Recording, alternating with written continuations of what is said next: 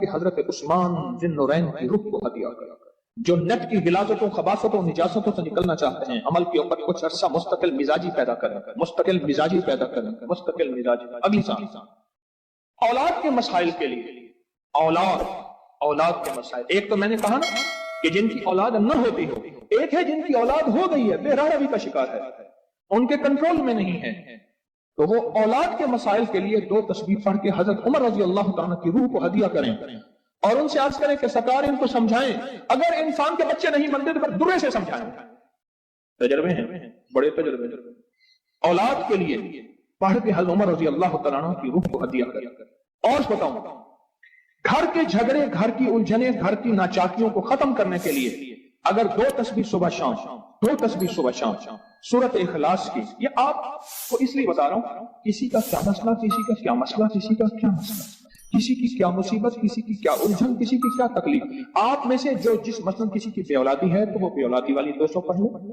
کسی کی اولاد ہے لیکن اولاد کے اندر نافرمانی ہے تو وہ یہ پڑھ لیں، کوئی ایمان، حیا، اخلاق اور بہت زیادہ تقوی چاہتا ہے تو وہ یہ 200 دفعہ پڑھ کے حضرت عثمان والا عمل کر لے، اور کسی کے گھر میں سکون، زندگی میں چین، اور میاں بیوی بہن بھائی آپس میں محبت چاہتا ہے، محبت چاہتا ہے، 200 دفعہ پڑھ کے وہ حضرت علی، سیدہ فاطمہ، حضرت عائشہ اور کملی والے کی بارگاہ کی خدمت میں پیش کرے، پھر گھر میں سکون اور چین، گھر میں سکون اور چین۔ اور بھی ہے پیکج ایک میرے پاس، مالدار بننے کے لیے 3 انبیاء، نبی بھی تھے، پیغمبر بھی تھے، رسول بھی تھے، اور مالدار بھی تھے، اور بادشاہ بھی تھے، اور کنگ بھی تھے، اور خزانوں کے مالک بھی تھے، ایک داؤد، ایک سلیمان اور ایک یوسف صلی اللہ علیہ وسلم، یہ 3 انبیاء تھے۔ 2 تسبیح اخلاص کی پڑھ کے ان انبیاء کی روحوں کو ہدیہ دیا کہ مولا تو شہنشاہ ہے، تو کریم ہے، تو ان کو دے سکتا ہے، ہم نہیں دے سکتا، تیرے خزانے میں کمی نہیں ہے۔ اچھا، اگر بظاہر ملتا نظر نہ آئے، چھوڑنا نہیں ہے، کیوں؟ رب کا بھیجا ہوا میسج، ہر میسج ریسیو میسج، میرے اللہ کا ہر میسج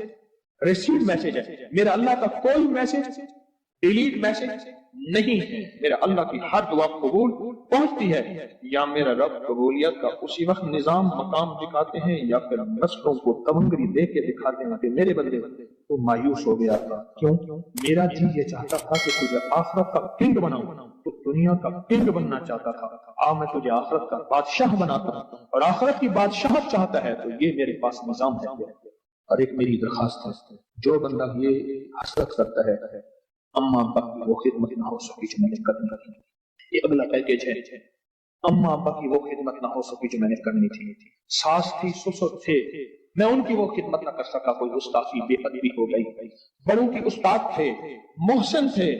پیر و مرشد تھے، یا میرا کوئی صاحب کمال، میں ان کی وہ خدمت نہ کر سکا جو کرنا تھا، ان کے کچھ حقوق ہیں، کچھ کمیاں ہو گئی، کچھ گستاخیاں ہو گئی، کچھ یہ چیزیں ہو گئی، تو ایسے شخص کو چاہیے وہ 2 تسبیح صبح شام یا دن میں 1 دفعہ سورۃ قل ھو اللہ کی پڑھ کے ان کی روح کو ہدیہ کرتا رہے، ہدیہ کرتا رہے، ہدیہ کرتا رہے، ہدیہ کرتا رہے۔ اور بڑا ہدیہ بتاؤ، شاہ یاس رحمۃ اللہ علیہ کے پاس ایک بندہ آیا، کہنے لگا حضرت دعا فرمائے، فرمایا چھوٹی دعا کروں یا بڑی؟ بڑی دعا فرمائے، تو فرمایا پوری امت کے لیے بیٹھ کے رو اور پوری امت کی مغفرت کی دعا مانگو۔ تو میں آپ کو عرض کر رہا تھا کہ 2 تسبیح اگر آپ چاہتے ہیں تو پھر پوری امت کو دے، پھر اماں ابا کو دے، پھر ساس سسر کو، یا اپنی بیوی کوئی عزیز کسی کو دیں، پہلے پوری امت کو دے، پوری امت کو دے۔ آج کی بات، میرے پاس ایک صحابہ ہے، مجھ سے کہنے لگے جی آپ نے مجھے لقد جاءکم رسول بتایا تھا، نہیں بتایا نہیں تھا، میں نے آپ کا سنا تھا لقد جاءکم رسول، اور میں نے بہت پڑھا، میں نے کہا ابھی تک دولت مند نہیں ہوئے، ساتھ بیٹھے ہوئے تھے ایک صاحب، کہنے لگے جی ہو گیا دولت مند، میرے مدینے والے کی یہ نعت ہے، سورۃ توبہ کی آخری 2 آیات، لقد جاءکم رسول من انفسکم سے آخر تک، یہ سورۃ توبہ کی 2